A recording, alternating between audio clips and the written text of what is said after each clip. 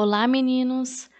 Na aula de hoje, nós vamos falar sobre um tema novo chamado de síntese proteica ou síntese de proteínas. Então, vamos lá. Aqui nessa imagem eu coloquei uma célula eucarionte. Para quem lembra das aulas de ciências, uma célula eucarionte é aquela que tem o núcleo delimitado, em que você consegue ver claramente a diferença do núcleo e do citoplasma, tá? Então, essas partes são separadas. O que eu quis ressaltar nessa imagem, pessoal, é o DNA. Aqui eu coloquei a imagem de um cromossomo, que nada mais é do que o DNA. A diferença é que nessa imagem aqui da dupla fita, o DNA ele está descondensado.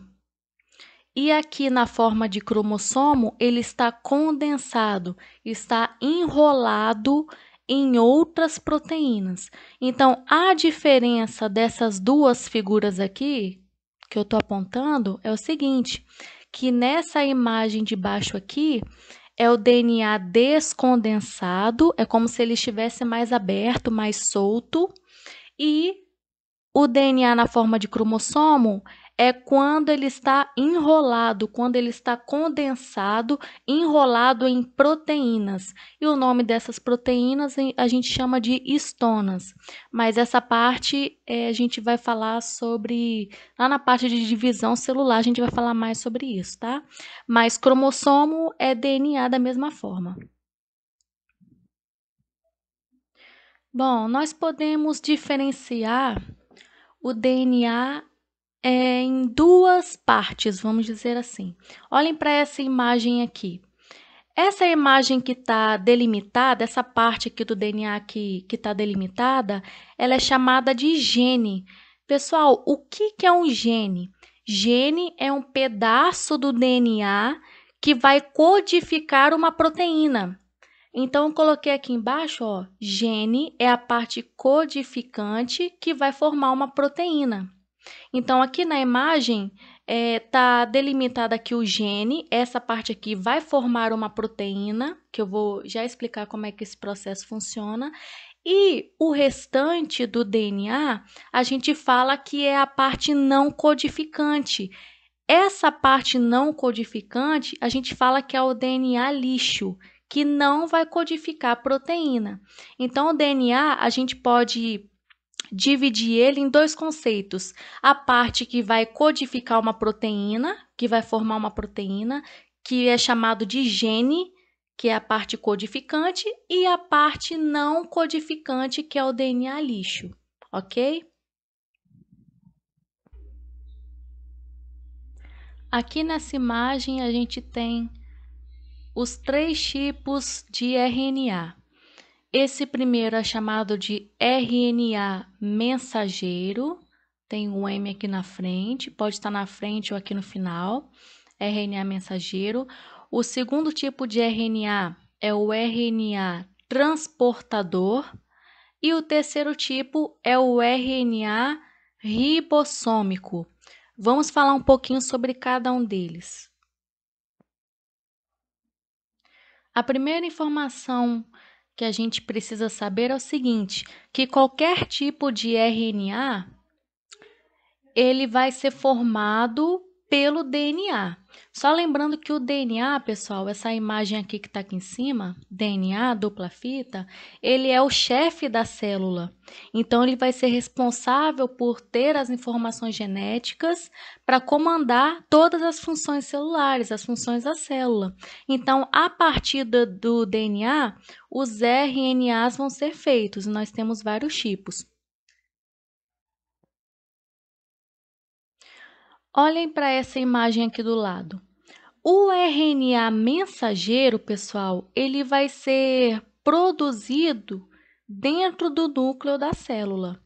Só que depois que ele for produzido, que a gente vai ver mais à frente como funciona, depois que o RNA mensageiro for feito, for produzido, ele vai sair do núcleo e vai para o citoplasma. Eu vou explicar já o porquê.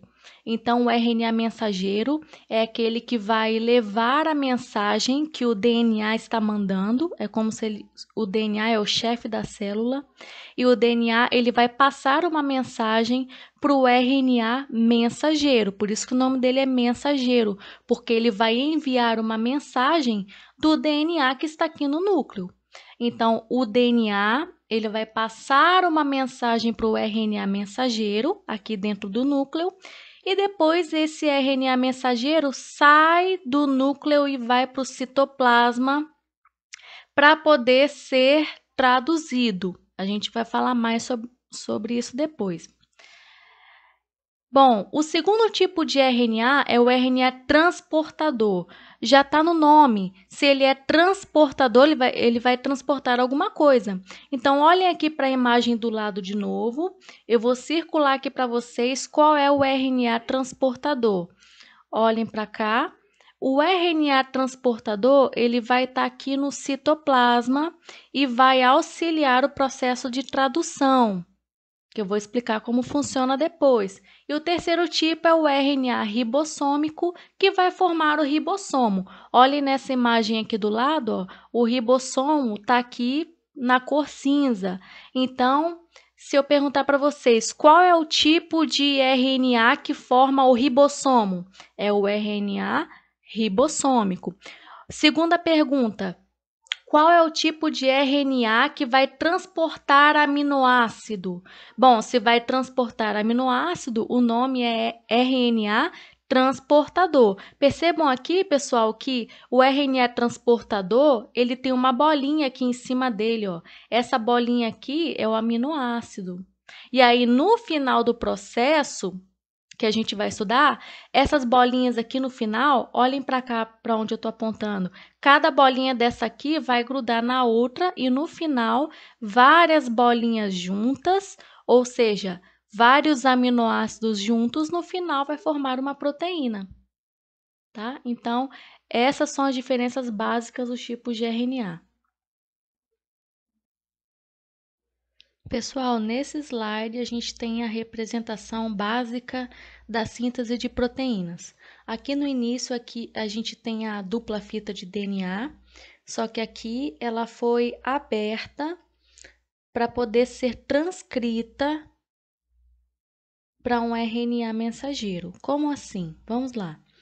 Vamos supor que o gene, que é a parte que codifica uma proteína, a gente vai falar com detalhes depois. Vamos supor que o gene seja essa parte aqui que eu estou circulando. Se essa parte é o gene, é ela que vai ser transcrita para um RNA mensageiro. Só que cuidado com isso, tá? O DNA, nesse caso, ele vai ser transcrito para RNA, ou seja, é de DNA para RNA. Isso quer dizer que, enquanto no DNA a gente tem a timina, quando a gente transcrever para o RNA, a gente não vai ter timina, a gente vai ter, no lugar da timina, a gente vai ter a uracila. Então, como que vai ficar essa complementação? Timina no RNA vai ser adenina. Adenina, se fosse o DNA, seria timina, mas como a gente está falando de RNA, a timina vai ser substituída pela uracila. Citosina, pareia com guanina. Continuando, timina com adenina, adenina com uracila, guanina com citosina e assim por diante. Então, só para a gente resumir aqui, se uma célula, por acaso, fosse fabricar mais DNA, então seria de DNA para DNA. Como que ficaria? Vamos olhar o exemplo aqui em cima. Ó. Se fosse de DNA para DNA, seria adenina, timina, timina, adenina, guanina, citosina, adenina, timina e assim por diante. Ou seja, nas duas fitas a gente teria timina, mas se o DNA, se por exemplo a célula quer fazer proteína, o DNA vai ter que formar o RNA. Como é de DNA para RNA, na fita de RNA a gente não vai ter timina, a gente vai ter a uracila. Bom, nome do processo, muito importante. Quando o DNA faz uma fita de RNA mensageiro, o nome desse processo é transcrição. Então, transcrição é quando o DNA faz uma fita de RNA mensageiro. É de DNA para RNA mensageiro. Esse processo de transcrição, ele acontece, olha aqui na imagem, ele acontece no núcleo da célula. Como eu falei para vocês no slide passado, o RNA mensageiro, ele é produzido no núcleo. Depois que ele é formado, ele sai do núcleo e vai para o citoplasma e gruda numa organela chamada de ribossomo. E aí, esse ribossomo, aqui no citoplasma, ele vai fazer a tradução desse RNA mensageiro, porque afinal de contas, esse monte de letrinha aqui, que são bases nitrogenadas, né? A gente não consegue definir o que é. Quem é que vai ajudar? Quem é que vai fazer a tradução no citoplasma? Vai ser o ribossomo com o auxílio dos RNAs transportadores. Então, cada trinca dessa aqui, por exemplo, AUG, cada trinca, ou seja, cada códon vai ser traduzido em um aminoácido. Então, cada trinca, de 3 em 3, cada trinca do RNA mensageiro vai ser responsável por formar ou trazer um aminoácido. Então, por exemplo, se no RNA mensageiro, né, ele foi formado no núcleo e foi lá para o citoplasma e grudou no ribossomo para poder acontecer a tradução. Vamos supor que o RNA mensageiro tem essa sequência aqui, ó, AUG. Esse aqui é o primeiro códon, né? É a primeira trinca. Essa trinca, esse códon AUG, vai ser responsável por formar esse aminoácido aqui, ó, que é a metionina.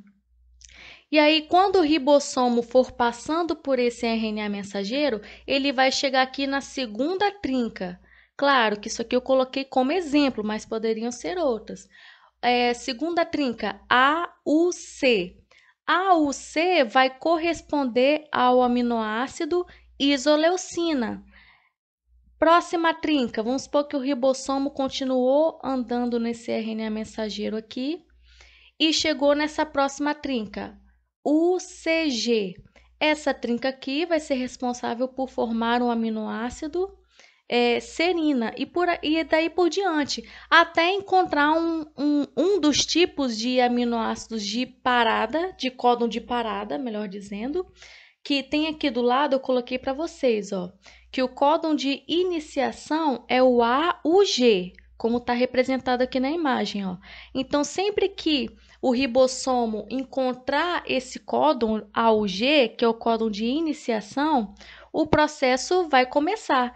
E se por acaso o ribossomo encontrar algum desses 3 códons de paradas aqui, o processo de tradução vai parar. Então, aqui tem como exemplo o códon UAA. Vamos dar uma olhadinha aqui, ó. UAA é um dos códons de parada. Então, se o ribossomo chega nesse códon aqui, o processo de tradução ele acaba, e aí no final do processo vamos ter várias bolinhas dessas aqui, vários aminoácidos. E aí a gente forma uma proteína. Só lembrando que esses aminoácidos aqui, eles vão ser unidos por ligações peptídicas, ok? Então, resumindo aqui esse slide, o que tem de importante? Que o processo de transcrição é de DNA para RNA mensageiro e esse processo acontece no núcleo. E tradução é quando o RNA mensageiro ele é traduzido em aminoácidos e, consequentemente, em proteínas. E o processo de tradução acontece no citoplasma pela organela ribossomo. Aqui nesse slide, nós temos uma tabelinha que é chamada de código genético, que isso se resume, pessoal? Aqui nós temos vários códons e os aminoácidos que estão representando esses códons. O que eu coloquei aqui do lado de importante? Olha, cada códon, só para lembrar, o que é um códon? É uma trinca de 3 bases nitrogenadas. Cada códon desse aqui é responsável por gerar um aminoácido. Então, a UG vai gerar o aminoácido metionina. Então, vamos olhar aqui na imagem aqui do código genético. AUG. Como é que eu encontro esse AUG? Primeira letra A. Então, a gente encontra aqui, ó, primeira letra A. Segunda letra U. Então, segunda letra U. Então, tá nessa faixa aqui. Terceira letra G. Então, aqui a gente encontra, ó, AUG, que é o códon de iniciação. Toda vez que o ribossomo encontrar com esse códon aqui, ele vai formar o aminoácido metionina, que é o códon de início, né? Que é onde o processo de tradução vai começar. E aí, o segundo aqui, ó, segundo códon, AUC, vai formar o aminoácido isoleucina. Então, vamos encontrar a primeira letra A. Então, você vê aqui na tabelinha, ó, primeira letra, vamos encontrar letra A. Segunda letra qual, gente? Letra U. Então, a primeira letra, segunda letra a gente vê aqui, ó. Então, qual que é a segunda letra? Letra U. Então, ó, A, U. E a terceira letra, letra C. Então, vamos encontrar aqui, ó, A, U, C. Terceira letra C. A gente encontra aqui, ó, AUC, aminoácido isoleucina. É como se fosse um dicionário mesmo. Então, cada códon vai ter o seu respectivo aminoácido. O que é importante aqui? O código genético, ele é caracterizado como código genético degenerado. Por quê? Porque nós temos os códigos sinônimos, ou seja, vários códons podem formar o mesmo aminoácido. Então, por exemplo, vamos pegar o exemplo aqui, que é o da isoleucina. Vamos pegar esse exemplo aqui, ó, tá vendo aqui? Isoleucina. Para esse aminoácido aqui, olha só quantos códons eu tenho. AUU, AUC e AUA. Então, independente de qual códon seja dentro desses 3 aqui, eu vou ter o aminoácido isoleucina. Isso é uma coisa boa ou é uma coisa ruim? Isso é uma coisa boa, sabe por quê, gente? Porque vamos imaginar que aconteceu uma mutação em uma das bases nitrogenadas lá no DNA, e quando ela foi transcrita para RNA, ao invés de a gente ter A, U, C, acabou tendo A, U, A. Vamos supor que esse C aqui, ó, fosse mutado. Então, não seria A, U, C, seria A, U, A, por exemplo.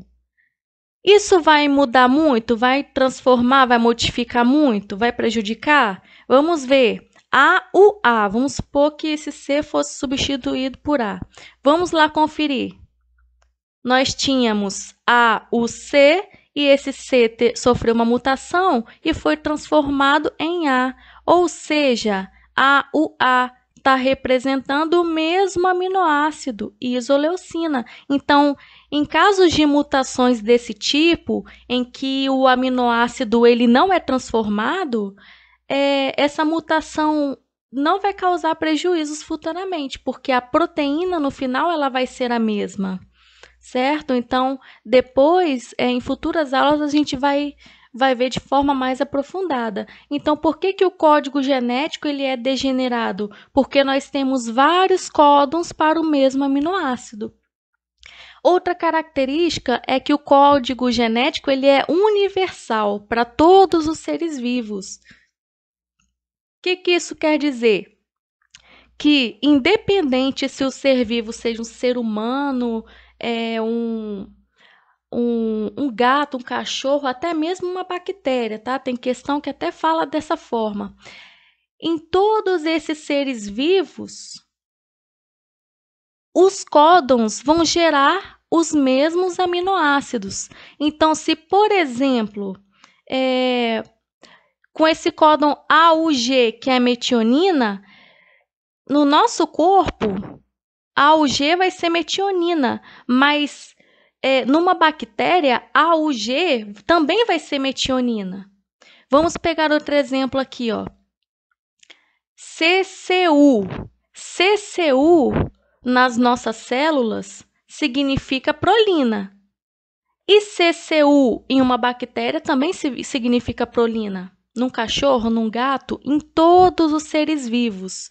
Então, por isso que o código genético ele é universal. Então, essa parte aqui é muito importante e eu quero mostrar para vocês os códons de iniciação e os de parada.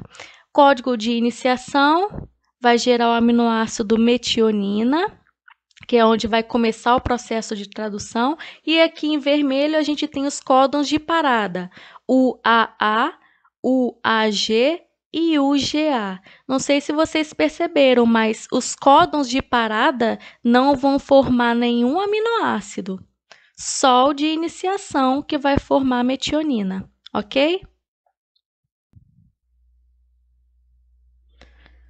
Pessoal, lembra que eu falei para vocês no início da aula? Eu falei assim, que o DNA ele tem uma parte codificante, que a gente chama de gene. Aí eu coloquei aqui essa figurinha, ó. Esse aqui é o gene, que é a parte codificante. E tem a parte que é considerada DNA lixo, que não vai codificar nada, né? O que é importante aqui? É vocês saberem que até mesmo o gene ele vai ter DNA lixo. Então, aqui para representar, o que seria o DNA codificante que realmente vai formar proteína? Essas partes codificantes dentro de um gene são chamadas de exons.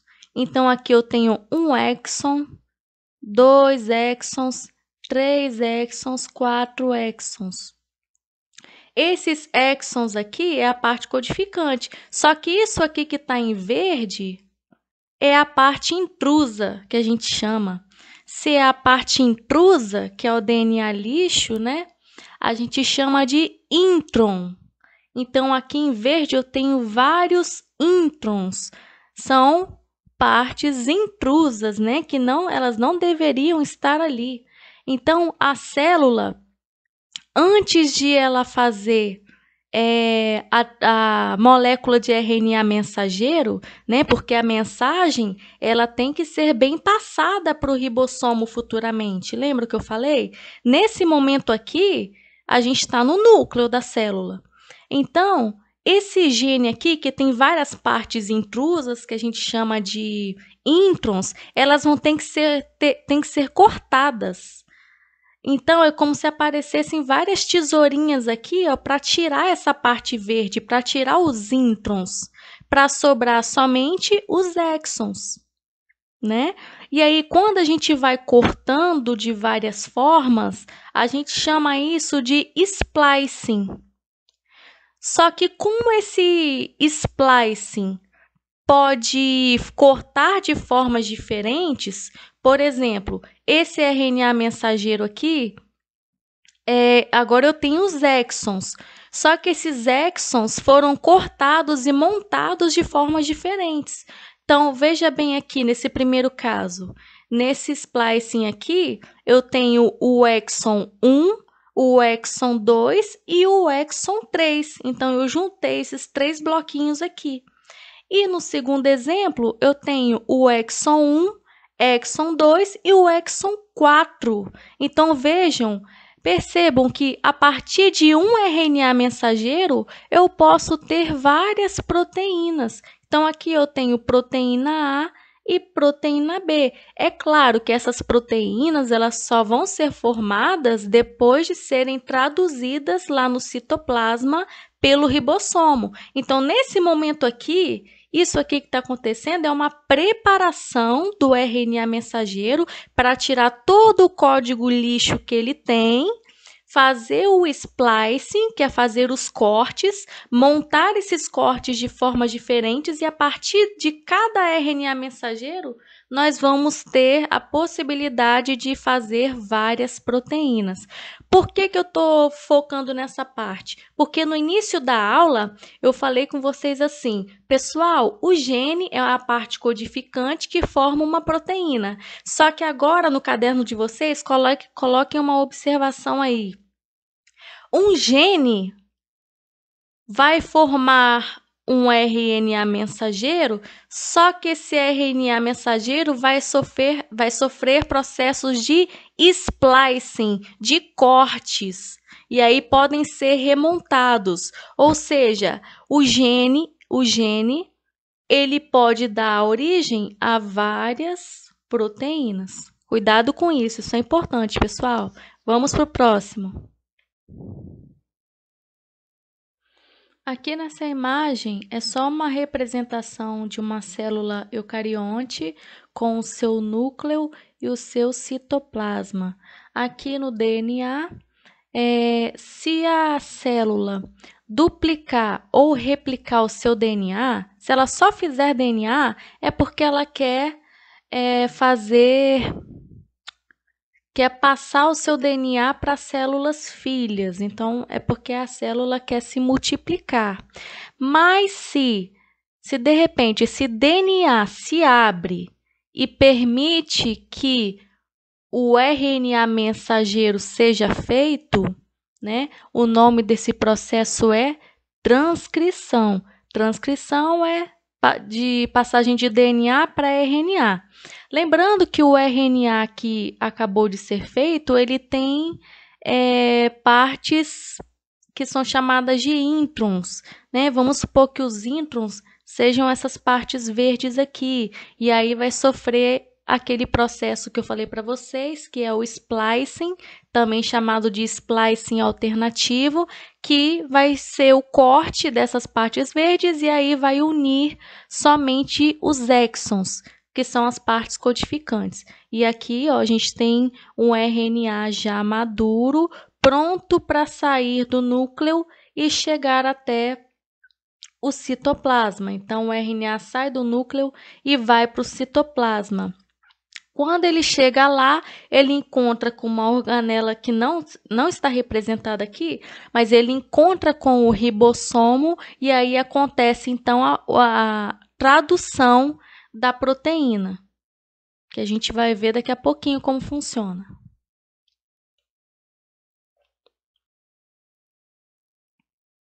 Aqui é um resuminho que eu coloquei para vocês. De DNA para RNA mensageiro, o nome desse processo é transcrição. Esse processo de transcrição acontece no núcleo da célula. E aí, depois que o RNA mensageiro sai do núcleo e vai para o citoplasma, para formar a proteína, para ser traduzida em proteína, o nome desse processo é tradução, ok? Pessoal, aqui nessa imagem eu tenho a tradução, só lembrando que tradução acontece no citoplasma com a ajuda do ribossomo, tá? Aqui a gente tem mais uma figura, que é a figura do RNA transportador, e a função do RNA transportador é transportar aminoácidos. Só que esse aminoácido aqui, ele tem que ser correspondente com o códon do RNA mensageiro. Como assim? Vamos lá. Se no RNA mensageiro tem esse códon aqui, que é o códon 1, qual é o primeiro códon? A, U, G. A, U, G. Vamos supor que você não saiba o que é o códon AUG, a quem ele se refere. Aí, o que acontece? O RNA transportador, ele traz a complementação desse AUG, ou seja, ele complementa. Nesse caso, vai ser de RNA mensageiro para RNA transportador, ou seja, é de RNA para RNA. Não tem timina, só vai ter uracila. Então, como é que fica isso aqui? O G, qual que é o aminoácido que ele vai trazer? É a metionina. Inclusive, eu falei com vocês que o AUG é o códon de iniciação, lembra que eu disse? Então, vai trazer a metionina. Só que, ao mesmo tempo, eu tenho o códon, mas o RNA transportador, ele traz na pontinha dele o anticódon, que vai complementar o códon do RNA. Ficou um pouco confuso? Vamos lá. Ó, se aqui a gente tem no RNA mensageiro AUG, o RNA transportador vai trazer a complementação de RNA para RNA. Então, como é que fica? Adenina, uracila. Uracila, adenina. Guanina, citosina. Certo? E aí, ó, olha o próximo códon. Códon U. Isso aqui está no RNA mensageiro, né? Então, o que vai ter que acontecer nesse caso? O RNA transportador, ele tem que trazer em cima dele, uma bolinha em cima dele, um aminoácido que corresponde a esse códon aqui, que é o U. Então, quando o RNA transportador se fixa aqui, qual que é o complemento que ele vai trazer? A. Ou seja, né? Adenina, uracila, adenina, uracila, adenina, uracila. Porque não pode ter timina, porque aqui só tem RNA. Então, não vai ter timina. Então, quando o RNA transportador se fixa aqui no segundo códon, ele traz essa bolinha junto com ele aqui, que é o fenilalanina, que é um outro aminoácido. E aí, pessoal, o que acontece? Todo esse RNA mensageiro aqui, ele vai ser lido.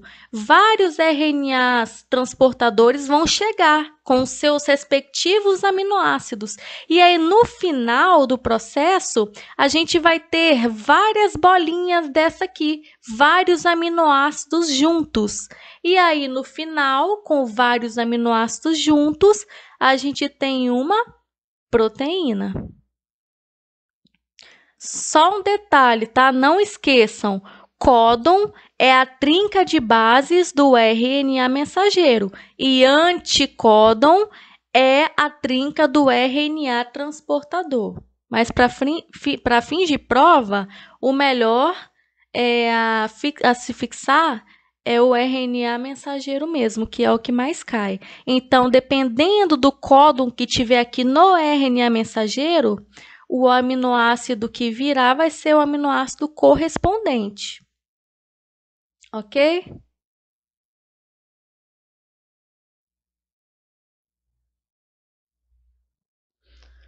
Aqui eu trouxe um vídeo para vocês para representar. Ó. Aqui a gente tem uma célula. Tem várias organelas nessa célula. Aqui a gente tem o núcleo da célula. Dentro desse núcleo, nós temos vários cromossomos, que na verdade é um DNA compactado. Ó, compactado por proteínas chamadas de histonas, né? Por isso que ele fica desse jeito aqui. E aí aqui nós temos o DNA dupla fita.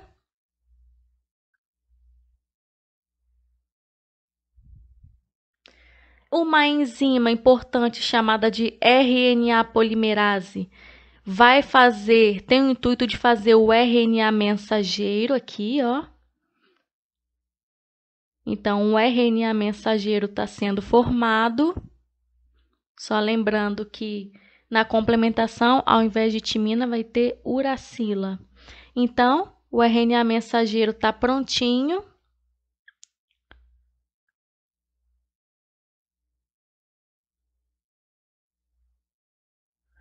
Ele sofre o processo de splicing para tirar todo o DNA lixo e a partir daí ele viaja, sai do núcleo e vai lá para o citoplasma da célula para se encontrar com o ribossomo.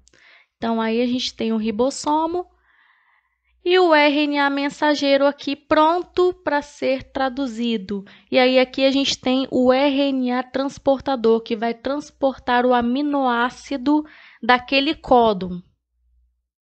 Então vamos ver como é que funciona.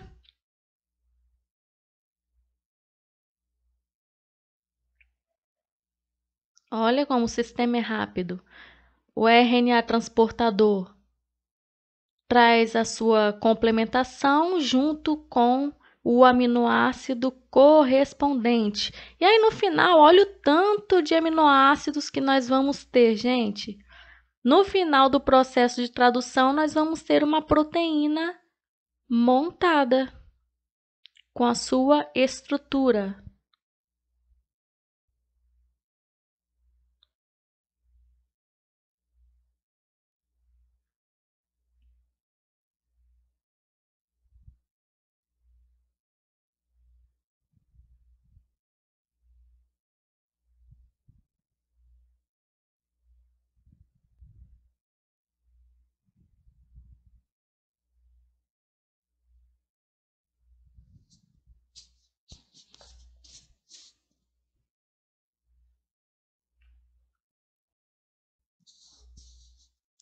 Aqui eu trago uma mensagem para vocês, pessoal, que é uma mensagem bem realista. Eu vou ler.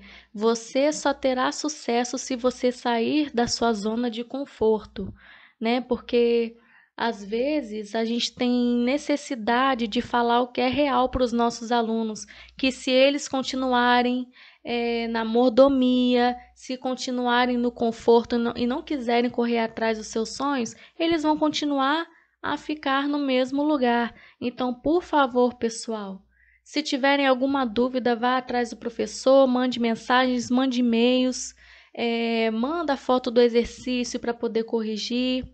Corra atrás do seu sonho, porque se você não correr atrás, ninguém mais vai fazer isso por você.